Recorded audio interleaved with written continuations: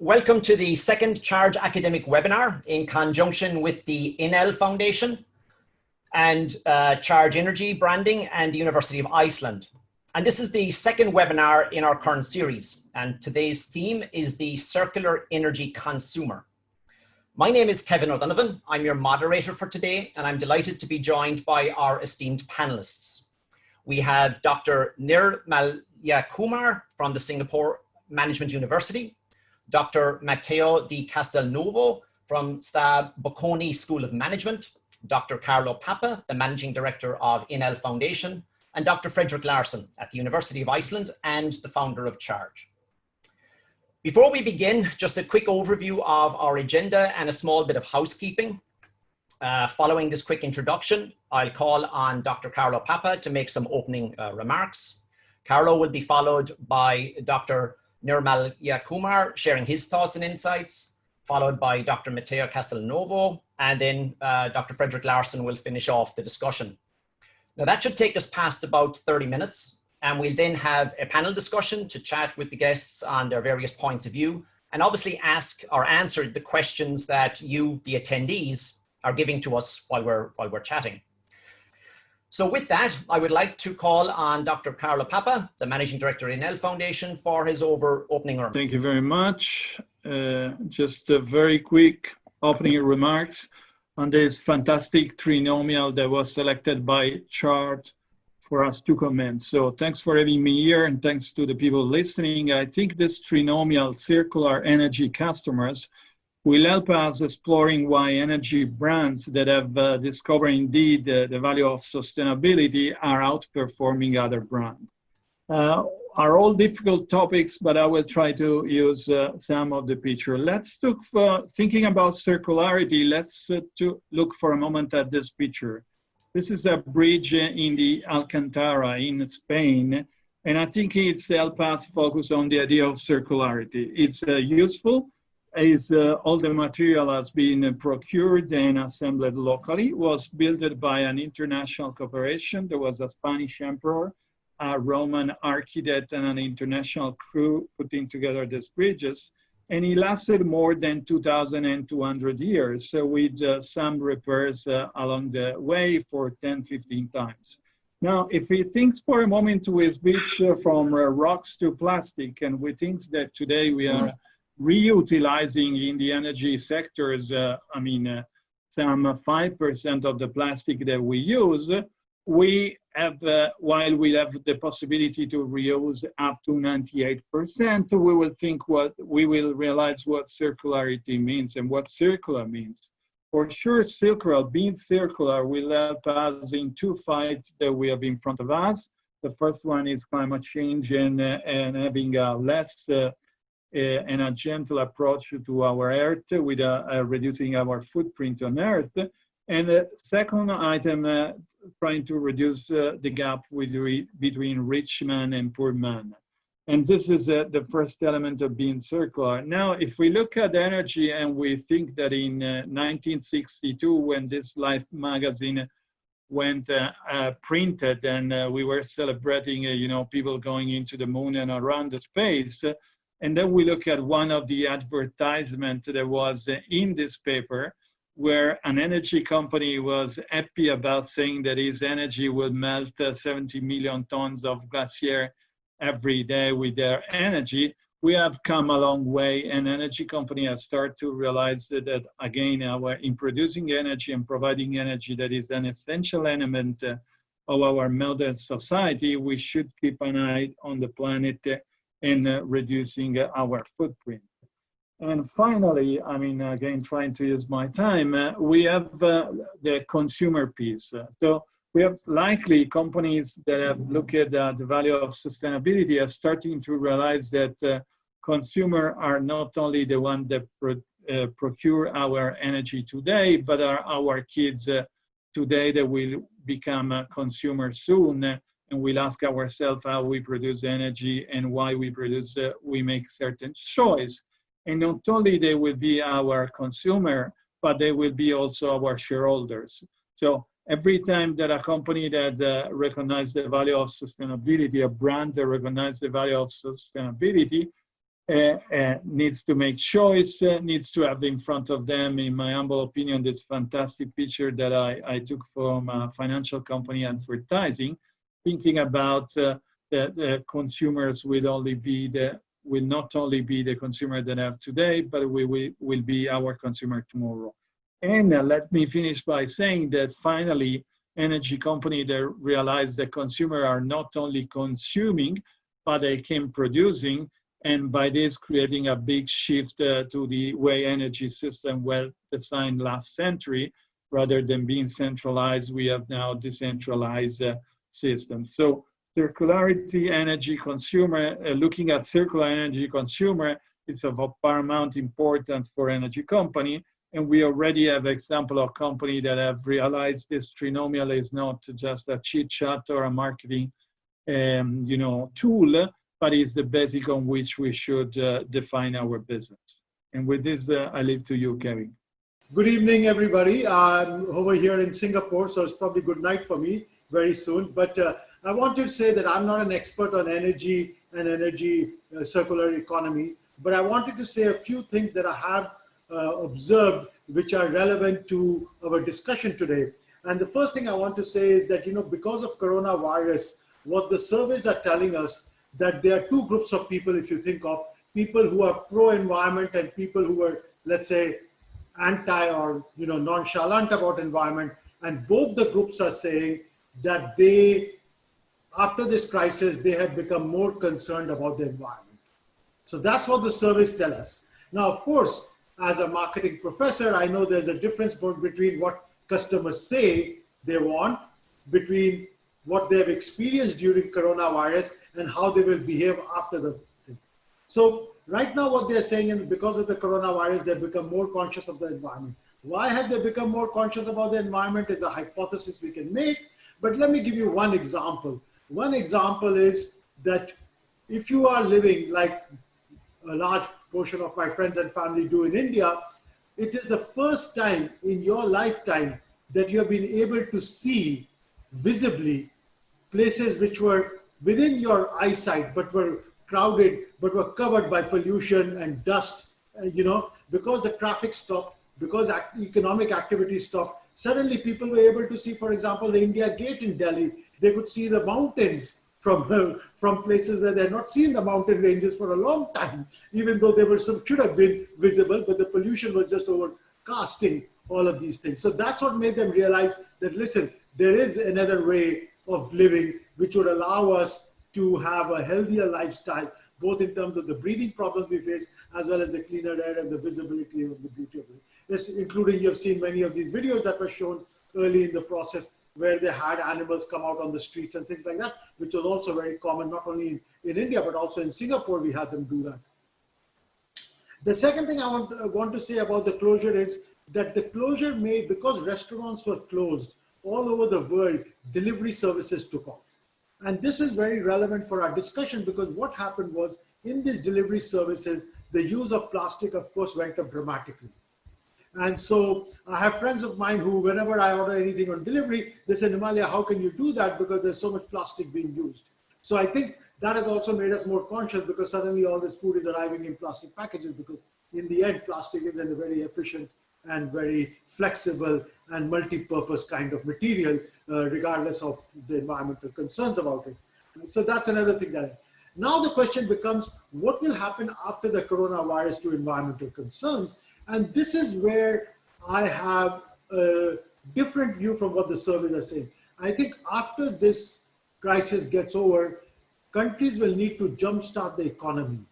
And my worry is, my fear is that in this jumpstarting of economy, concerns about the environment, which were very, upfront for the last, let's say, half a decade, will get pushed to the back burner. So as China needs to open up its factories, as India needs to open up its factory, as Bangladesh needs to open up its factories, as well as economic activity in the rest of the world, will we still be concerned about the environment in the face of employment pressures, income pressures, as well as, the general economic state of economic activity. So I'm a bit worried about that, and even though, still, what is a very stable finding is that consumers in study after study say around 2/3 of them say that they would support purpose-driven firms. That's what they say in the surveys, though we know from our own studies that even though 2/3 say that they would support purpose-driven firms, when you look at their behavior, only about a quarter do actually support purpose-driven firms when it comes to time. And so that would have brought me to the next slide, but without the slide, let me just tell you what was in it. And when you look at, because of coronavirus, what is happening is, one of the things that this time has given us is given us the time to reflect on, our work-life balance. And consumers have also started re-looking at consumption, which was stopped in many cases as stores were closed and restaurants were closed and hotels were closed and travel was closed. And what people are saying is, do we really need to have as complex a life and consume as much? And there's a segment that's coming up, which is called, which I call life simplifiers, who are saying, let's simplify our life and consume less. The second segment, which was always there and is still there, is the conservationists. These are people who are motivated by the deterioration to the current environment, and they would like to reduce, reuse, recycle, as you know, and repair things instead of throw them away. And then there are the sustainability people segment, which is really not so much concerned about the current generation, but more concerned about future generation and whether the earth can sustain the kind of population and the consumption that we are doing. Now, when I put these groups into two segments, the proactive people, these are people who are about 35% in surveys of developed nations who say they're willing to pay more for products and services which are environmentally, better. They're willing to pay more. And when you ask them how much are they willing to pay more, they generally give a number around 5%. And at 10%, we know this segment goes away to zero. So people are willing to pay a little bit more, but it has to be around 5% is what they say, after which they start walking away from paying more for a firm or a product that is environmentally more friendly. The other thing to remember over here is that this, of course, differs by category. If the share of wallet is small and the environmental impact is large, they're willing to pay more in terms of the product and service to be environmentally friendly. If the share of wallet is large, that means that consumption of that category is a large share of my total budget. And if the environmental impact is low, then of course, people are less willing to pay a premium for environmentally friendly products. That's one segment, the proactive segment. Then there is a second segment, which we must not forget, which is the consumers who are environmentally conscious, who are not willing to pay more for environmentally friendly products or services, but they are willing, but what they don't want is firms doing harm. And they say, we will boycott firms that do harm. So we won't pay more, but in our choices, we will boycott firms that do harm. And these results are, of course, dependent on the age. When you go to people paying more, 1/3 of those people, if you get to people who are below the age of 34, that number goes up to 45%. If you get to people above the age of 55, then that number goes to only 14%, because maybe they have a limited lifespan to see. Same thing, if you go to emerging markets, the percentages are much smaller. If you are in the Western European countries, the percentages are much higher. US is somewhere in the middle with a strong segment that is environmentally conscious, but another segment that's not. So if you're going to have, what we say, brand promise is what you promise to the customer. Brand positioning is what you are promising to your customer, which is different from the competitors. And brand purpose is a higher calling. Here you're saying, this is what we stand for as a firm, which is better than just looking after our consumers. And of course, more and more companies are thinking about brand purpose. The problem with brand purpose is, and I think this is a problem for most companies that engage in it, is you have to be authentic. It's simply not enough to say something and not do it. So it is better not to have a brand purpose. But if you're going to have a brand purpose where you say, I care about something beyond just the consumers and the shareholders, then you better be willing to live it. And the example I like to use over here is Patagonia, because of course you build this culture and you build this authenticity from your employees inside out, rather than from the consumers inside. And in Patagonia, which looks at itself as a place which does an unusual blend of work, play, family, and environmentalism, how do they make themselves credible about the fact that they care about the environment? Well, what they do is that they basically do give certain benefits to the employees. For example, they're paid environmental internships. They give time off for severe disobedience training so that their employees can go and what you call go on marches, go on protests, go on all kinds of activities to actually actively engage with environmentalism in a positive way. They also give people reimbursements if you commute to work, but if you come in a car, you don't get the reimbursement.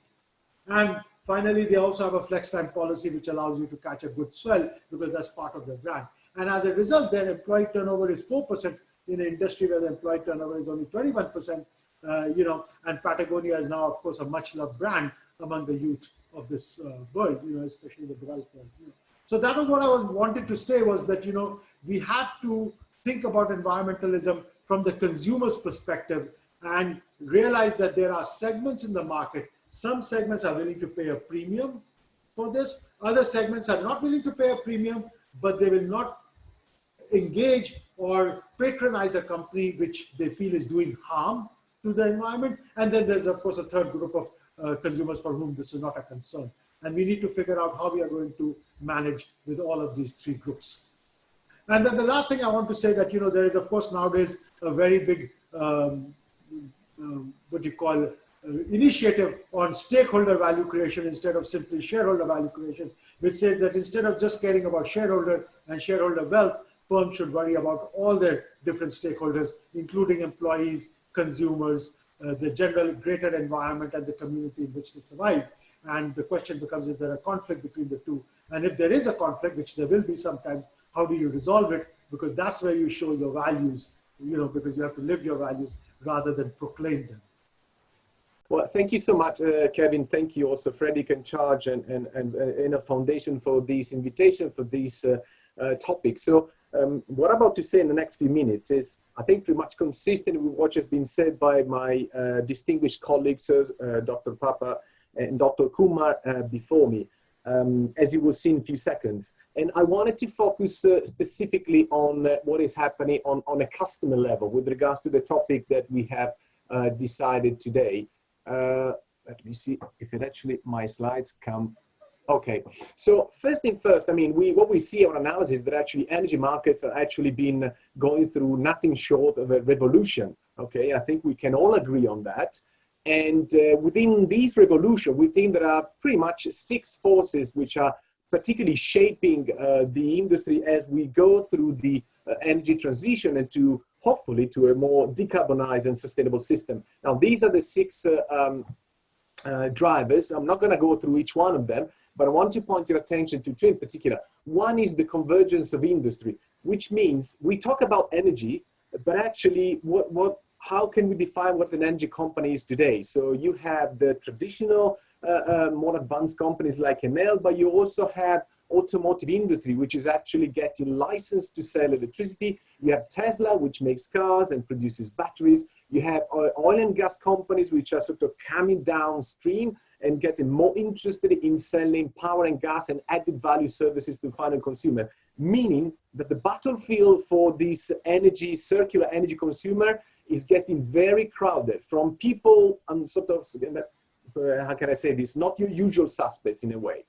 And the second driver I would like to point your attention to is to do with the customer. So I take a sentence from, I think it was Fridrik, no? It says that it's not just enough to be green and circular, you also need to be able to communicate. This was actually sent also very clearly by Dr. Kumar, your sustainability performance, no? So that actually stakeholders can understand. So I think we can agree that individuals, among all the different types of stakeholders, individual consumers in the energy business represent the most difficult type in terms of how you read how they behave and also in terms of reach out. And the jury is still out with regards to whether the retail competition was actually beneficial to the final consumers. And so we think that actually one of the biggest challenges for the supplier in recent years and years to come is how to meet the changing needs and expectation of the customer. And taking from what Professor Kumar was saying, so being the proactive consumer, so indeed this customer, the range from the people kind of disengaged from energy and climate change, don't care, just give me the lower price, to the highly engaged one, the one not only interested in environment, but they're willing to pay a certain amount of money, as Professor Kumar was mentioned. So maybe this is actually the really sort of full-blown circular energy consumer. Now, to make things even worse in a way, more complex, or maybe appealing, depending on your perspective, actually we notice among the 6 drivers I mentioned earlier, there's a one which is called customer activation. That makes things more complicated. Why? Because this is a radical change in how consumers, final consumers behave and the role they play. And this is a result of new tools, technological tools at their disposal, but also information at their disposal. I know what is going to happen and I can make my own decisions. So from a typically historically passive, so when you teach microeconomics, the typical example of so basically very low elasticity, so no response whatsoever to price changes, that historically has been energy consumers, households. These things are actually happening. So this will be a textbook case, and these things are changing because energy consumers are becoming active and they start to interact both with energy suppliers because they get in touch, they reply to Enel or the companies say, look, I want to added value services, give me dynamic charging, help me to smart charge my electric vehicle. I also know that through new services like auto switching, I can choose sort of switch my supply instantaneously. So there are no strings attached. So there's potentially much more interaction with the energy brands. And on the other side, also because of technology, I can, as a final consumer, I can start to store energy, I can trade energy, maybe through blockchain platform in the future, I can provide demand-side services. So all of these things make it more difficult for energy brands to understand how I engage with them and how do I communicate my environmental footprint. Now, my last slide is actually related to what Carlo was saying earlier, which just says that actually energy brands, which chose particularly sustainability, are outperforming their competitors. And I think we can all agree on this. If you look at the graph, this is the financial stock performance of the largest utilities. I took the sample, the largest ones in Europe, the ones particularly active also on environmental technologies, then actually you will see that the top ones are actually those that were known to be very sort of, have large portfolio of green assets, okay? And so you have of course, the Enel, but you also have Ørsted, becoming the largest offshore wind company in the world. At the same time, you also have companies which sort of, well, EDF, for instance, it is low carbon in a way, it's less polluting than other companies, and yet it did particularly badly because the troubles at home and the technology, many other reasons.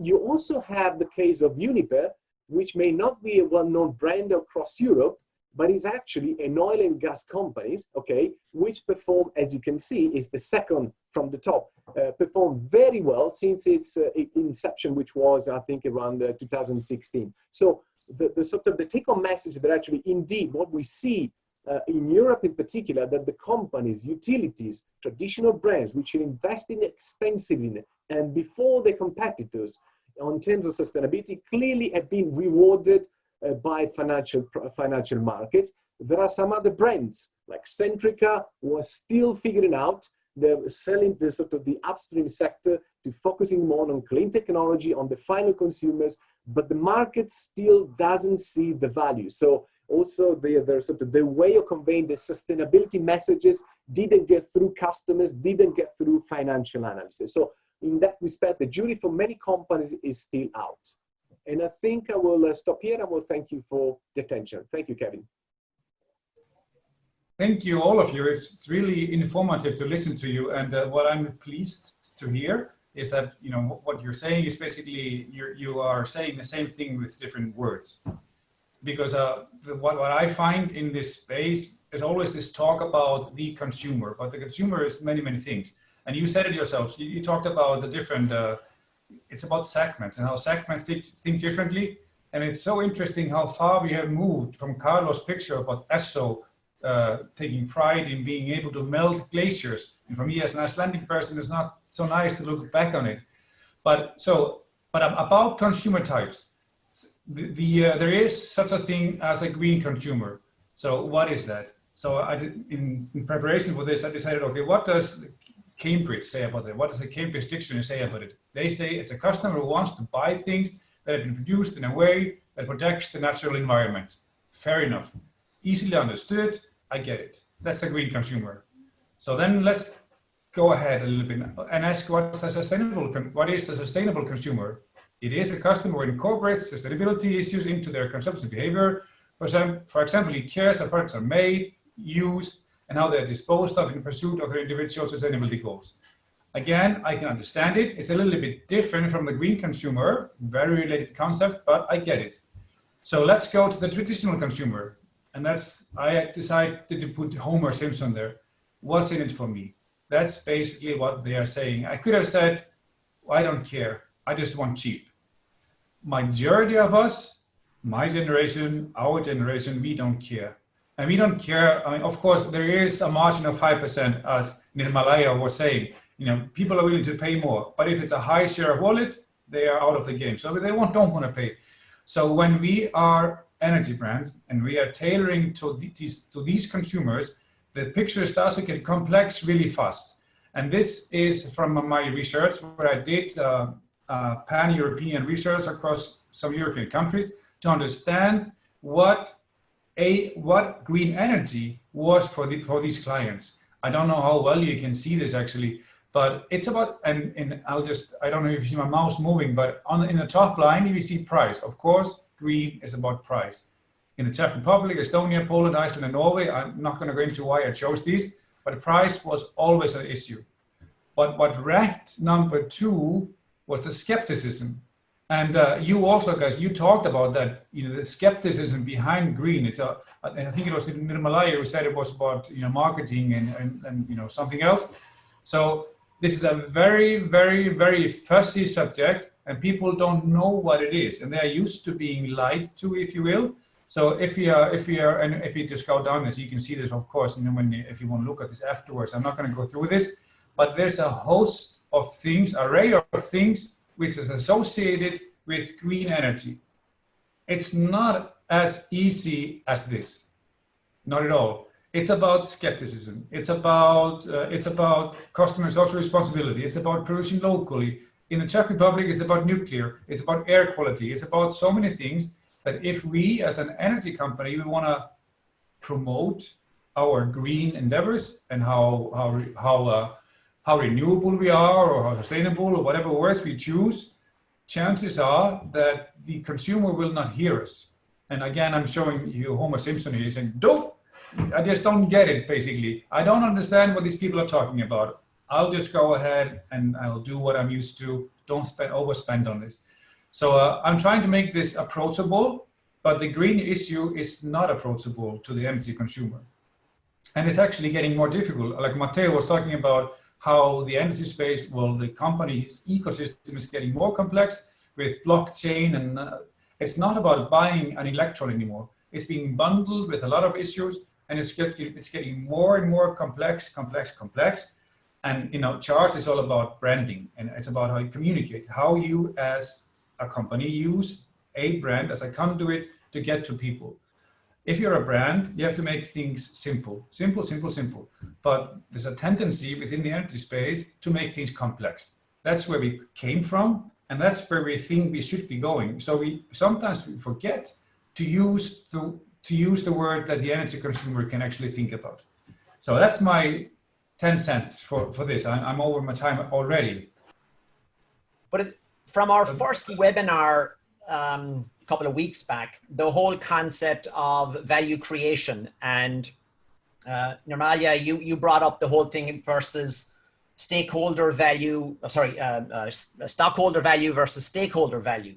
We've seen a lot of things around ESG type investing with the large the big investment firms looking beyond just the returns and the dividends from a particular company. Matteo, you had a fascinating chart with all of the relative values of the different companies. Can I ask you, that may work for institutional investors, but I suppose the comment that comes to me listening to all your presentations, will that trickle down to the average consumer, or is it still too difficult to get that across to everybody? Because Fridrik said it's very local. Any thoughts or comments from any of you? Will ESG type investment decisions make sense down at the consumer level, the circular energy consumer? Carlo? Yes, thank you. I know that both Nirmalya and Matteo can answer better than me, but an experience from the ground is that what Fridrik has said about price is true. is true, maybe not exactly in this generation as in our generation, but the beauty of circular energy is that the prices are actually going down. If we think about the price of renewables that have gone down dramatically in the last 15 years, we're actually proving that electrifying our system, powering by renewable generation, is actually cheaper than others. So there's a nice ad, my Enel company, not Enel Foundation, has strike a partnership with a beer company in US, and beer is not exactly something that is consumed by companies, but it's consumed by single consumer. And this company has told us that their beer consumer are much happier and much willingness to buy the beer at the same price if they know that it's produced by renewables. So we are at a stage in which we can guarantee that the price will not differ or will be even lower, and the impact of the planet, even of drinking a beer, will be much less than it was before. So there is this connection between pricing and energy transition and being sustainable that is paramount to be stressed. Okay, thank you. Anyone else, gentlemen? I personally cannot see any of the rest of the cameras, so if you have something, just please shout. No, I think Carlo hit the nail on the head. We will see, we will see a much faster adoption of, renewable sources when the price is right. We will see that in so many other cases that people say they're green or LED, but when the price is attractive, that's when we will move there on a much larger scale. But if I may, Fridrik, let me play devil's advocate. Price might simply mean that we have a race to the bottom. So given the result of the economic crisis and whatever that's happening right now due to COVID, potentially coal is going to be cheaper. So will that, people just go for the cheapest price electricity? How does that fit in? This is Carlo, if I may. We are working heavily on coal, supporting a couple of states around the world of thinking about that. It depends the way you count the price of the way you purchase electricity, because if you put together to your energy bill, your medical bill, then you will realize that the overall cost for a consumer of living in a country that is producing energy through coal is much higher for your pocket, not for the pocket of the system, but energy bill with medical bill, you will see that for you personally, it would be much better to consume electricity that is produced with renewable. And if I may add something, there is, I just had a discussion before this webinar about the job lost through energy transition.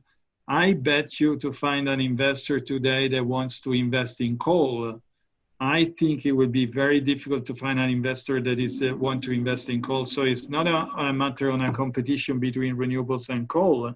It's just that the mass market, as much as our kids, have realized the importance of releasing our footprint on the planet. And again, cost-wise, we don't need to decouple the electricity bill from the medical bill. Agreed. Any other comments, gentlemen? Matteo here. Yeah. I may, oh, Matteo, sorry, go ahead. No, please go ahead. Please. No, you go ahead, Matteo. No, I just made one thought. I mean, the argument of the cheapest price is kind of a dangerous path, meaning that actually first thing first, like there's no such a thing as a free lunch. So even though it's absolutely true that clean technology, the costs are coming down, and wholesale electricity is coming down, so you look at empirical evidence. But when you receive energy supply, you pay for the full service, okay? Which means it's like the bill, if you are thinking about a final consumer, the bill is like a pancake. And there are different layers of different pancakes. Some of them are going up because you need to pay for the network, because there are other issues, maybe fuel poverty, even in some cases, subsidies to clean technology and etc. So if the expectation of the consumers is that actually, okay, so you're telling me that solar energy is coming down, the cost is coming down, so my bill should come down, he may be actually disappointed with this, no? And so to have a wrong reaction. So that's the first thing. And in general, the system has to be paid for. So actually, even if renewables are very cheap, the whole system needs to be paid for. So somebody has to pay that. And the other thing also, the fact that it's coming, so Carl is absolutely right. I mean, nobody is, except from China and India, probably they are willing to invest right now in coal, fire generation. At the same time, there are also some interference from different types of stakeholders with regard to what actually may become more convenient. Take the recent proposal from the Department of Labor in the US, which says to asset managers, which that forbids them to invest into ESG assets unless they can prove that it's not penalizing normal financial performance. So imagine what the message could be to the final consumer. Okay, this green stuff, we're taking what Freddy was saying, what's in it for me? Clearly, it must be penalizing if they're raising that kind of issue. Agreed. Yeah, and personally, I do think you're not seeing many folks investing in coal, so the whole ESG is kicking in, if you may. Matteo, I believe you have to leave us in a few minutes, so if you have to drop off, Kumar, thank you very much. Nirmalya, you had a comment, sir. Yeah, so I just want to say that, there's two ways to look at this thing. One is that, and the argument we have been making right now has been a relatively easier one, saying that, people don't want to invest in coal and investors were, going to get a better return in any case if they invest in green energy. But, I'll put it a different way. If you want people to invest in coal today, just like if you want them to invest in companies which for whatever reason don't have a positive image with respect to ESG or in general, what you have to do is you have to pay them higher returns. So, at some stage what happens is that to incentivize investors to invest in, companies which are not seen as friendly to the environment or not seen as ESG, they will have to return, they'll have to give higher returns to the shareholders to basically hold their stocks. And I think you see that already in the market that, in fact, the tobacco companies always have to pay the highest level of dividends because otherwise nobody wants to own them. You see, so there's also the question of that the market will reward you for doing the right thing in terms of market cost of capitalization because they think you're more sustainable in the future. There is also a segment of investors, institutional on one side, but even individual investors, Kevin, to your question, the younger investors say, I will take 1 or 2% lower in returns, not a problem, but do not invest my money in these kinds of companies. Okay, and then there's the third aspect that if enough people fall in the first two groups, then those sinful companies, let's call them, okay, will have to pay higher returns to get anybody to invest in them. There's no other reason. It's an efficient market at some level, and they will have to pay more. And the tobacco companies have been doing so for the last 30 years. And if I may, my guess is that if you have to pay higher returns to get more investment, at some stage that becomes self-defeating, right? Because you price yourself out. Or you just have an addictive product like tobacco that people can't give up, so you have no choice. They have no choice but to pay the higher price. Well, yeah. I don't think coal is there, but no. When Fridrik, when we've seen at Charge for the past couple of years, there are a bunch of consumers out there that will potentially, for the title of this webinar, the circular economy, the circular consumer, they will look at not necessarily the cheapest price, but what they perceive as value, whether it's green or doing good for the environment or they're reducing their energy efficiency and whatever. But it is fascinating. One last question, and Fridrik, I'll come to you. Based on what's gone on because of COVID, do you see anything in the work you're doing with energy companies right now in terms of how they're changing their branding, how they're trying to be seen more responsible or trying to add value given what's gone on in the past 3 months? Really good question. Yes, I have seen a change, and the change is mostly reflected in them. Well, they are forced to talk to their clients, to their stakeholders. They are forced to tell them about what's going on. They will still get their electricity. Some of them are hiring healthcare staff just to make sure they can answer questions about health issues, and they are communicating more openly than they used to do before. So I think this may result, and of course it's much too early days to say anything about it, this may result in them being more unafraid to actually just be human, because a good brand above and beyond everything is human. And this has forced them to talk more directly to the client. So I hope it will mean that they will be more transparent and unafraid to take part in the discussion. Also, because we have the social injustice, we have more than one crisis going on, and some of them are even taking part in that. My opinion, if we wouldn't have had COVID, many of them just wouldn't have said anything to that issue. They would just kept silent. But many of them actually are taking sides. And if you're as a company that traditionally are really, really close and you don't take sides, you are doing that now. I think that's a pretty good thing of the whole thing going on. Okay, interesting. Fridrik, if I may, given I can't see any of the Q&As, was there anything popped up in the Q&A of relevance? I don't see it either, actually. So maybe there's something wrong with the system. It's empty. It's empty. It's empty. Yeah. Okay, that's probably due to my technical skills. People decided to do something else. Yeah. Any final comments, gentlemen, in terms of, what do you think will happen over the next 6-12 months? Will we see an acceleration in the whole circular energy consumer? Will everybody sit back and try and figure out what way is up, given what's just happened or what is happening? Carlo? Yeah. I think we'll see an acceleration, especially in Europe, where the political willingness has been the one to push consistently towards circularity.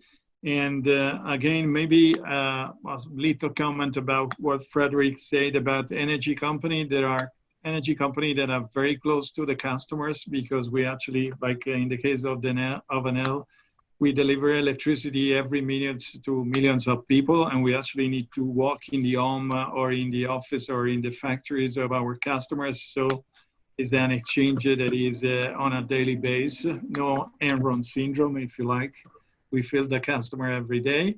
And in general, for the sectors, people are starting to see the connection between being circular and being profitable. If you look at the way of reuse material in our cycle, if you imagine you can reuse 98% of the plastic, this means that you will be better off in the pricing of your, the element of the networks. And you will actually show that for yourself and for the others that you will care for the planet. So all in all, we'll see acceleration, in my opinion. Okay. Nirmalya? Yeah, I'm a bit of a skeptic for the next 12 months. I think right now people are so consumed with the current economic crisis and the health crisis that I think all other considerations are going to be pushed to a little bit to the side. I hope not, of course. I mean, when I say something, I say based on what I see, not based on what I would like to see. And so I hope that does not happen, and that Carlo's what you call prognosis is correct and mine is wrong. That's what I hope for. But my worry is that we are facing, you look at a country like Italy, you look at a country like UK, you look at the US, I mean, we are facing unprecedented economic hardship for our people. Our children are suffering because they can't go to school, and there's an employment, there's an income concern which is very high. And in a situation like that, I think people just want the economy to get going, and they're willing, what would be in other times, more rational for them, gets suspended. And this ability to take a bigger picture and a more long-term picture, I think, becomes lower and gets, pushed to the back burner in the face of short-term consideration. But nothing would make me happier than to be proven wrong. Yeah, even if we should say that never before people were so careful and conscious about their healthcare and about the connection between pollution and the COVID crisis. So I think the counterbalance is about the fact that climate is not anymore something for COP26 or 27 experts. It's something that actually is is impacting your health bill or your health at large. So I'm up to be right. Fridrik? I don't know. I really don't know. But what I would like to maybe to ask because there's smart people in the room here, and we are talking about the circular economy, a circular client, customer. What if we were a board of a energy company or a board of organization that really wants to promote green energy? How can we make things a little bit more simple for the average consumer, the Homer Simpsons of the world? How can we help them to understand with a simple language? This is a terribly big question for a small time that we have, but how can we do that? See, I don't know, Fridrik, because I'm not very familiar with this area, but do we have, even if suppose I'm a consumer, I want to consume from a greener company than some other company, right? There is no way for me, as far as I know, or I've not been communicated that there is a independent world body that is ranking all these energy companies in terms of their green credentials and what percentage is being produced through green versus non-green, so that I could very quickly make that decision. When I get a letter from any company asking me to switch energy company, which I did get this month, they only tell me the price is going to be cheaper than mine. So, I think until we have that possibility, which is then made obvious to the customer, communicated to customer, which is also what Matteo said, has to be communicated to the customer, I don't know, how we will get there. But Carlo, of course, seems to have an answer for this. Rather than an answer, a little comment that, my old, the CEO that brought public Enel in the late 90s used to say that kilowatt hours, we cannot paint it. So it's difficult, for people in the brand. But now, since the kilowatt hour, it's coupled with a lot of products from beer to water to any type of food that they consume in daily or even car. You see the final, products like beers or water telling clearly the customers how much energy has been used to produce their goods and where that energy comes from. And we see people are carrying a lot and even paying premium price for that. The same goes for plastic. So depends on the different parts of the world, but we see an increasing consciousness by customers. Even my kids, when purchasing a bottle of CocaCola, looking at where it's produced and how it's produced in terms of electricity.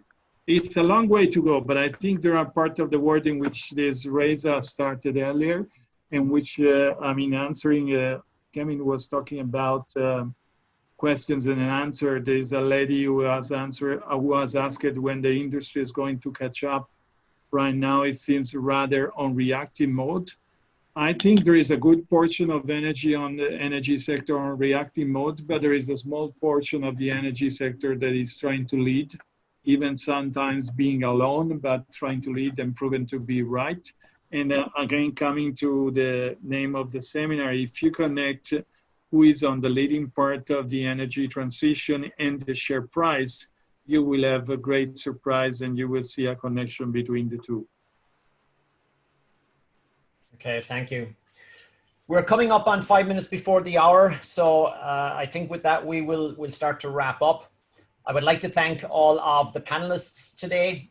I personally must apologize for not being able to unminimize the Zoom call, so that wasn't a great experience.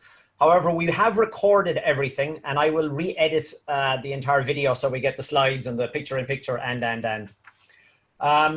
With that, I would like to thank Carlo, Nirmalya, I believe Matteo has dropped off, and Fridrik for your time this afternoon.